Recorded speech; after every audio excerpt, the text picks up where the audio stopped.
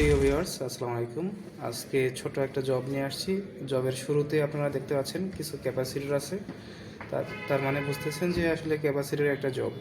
Capacitor job বলতে আমরা আজকে কীভাবে ক্যাপাসিটর চিনব আর ক্যাপাসিটর সাধারণত কত ধরনের হয়ে থাকে এটা আমরা জানবো। আমরা জানি ক্যাপাসিটর সাধারণত তিন ধরনের হয়ে থাকে।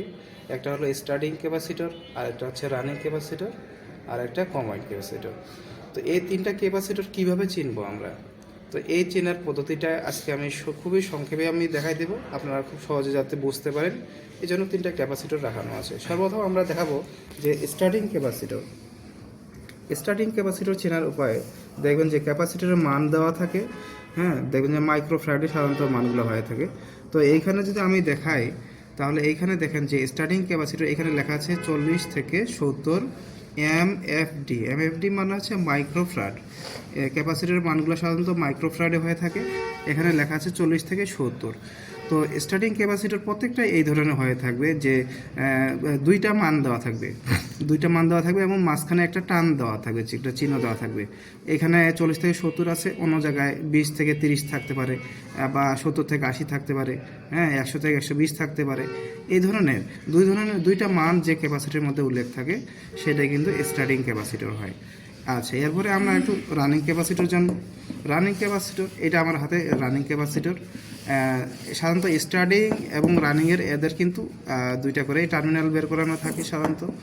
আচ্ছা, রানিং ক্যাপাসিটর কীভাবে চিনব? রানিং ক্যাপাসিটরে আমরা জানি যে এখানে শুধুমাত্র এক ধরনের মাইক্রোফ্যারাড থাকবে, মান দেওয়া থাকবে। যেমন এইখানে দেখো যে এইখানে আমাদের দেওয়া আছে মাইক্রোফ্যারাড দেওয়া আছে 50 মাইক্রোফ্যারাড। এখানে কিন্তু ওই স্টার্টিং ক্যাপাসিটরের মতো যে এখানে যেমন দুইটা মান দেওয়া ছিল, এখানে কিন্তু তেমনভাবে দুইটা মান দেওয়া নাই। এখানে শুধু লেখা আছে 50 মাইক্রোফ্যারাড।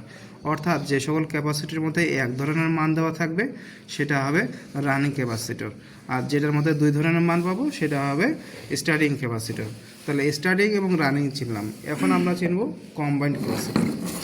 সাধারণত কম্বাইন্ড ক্যাপাসিটরের তিনটা টার্মিনাল হয়ে থাকে।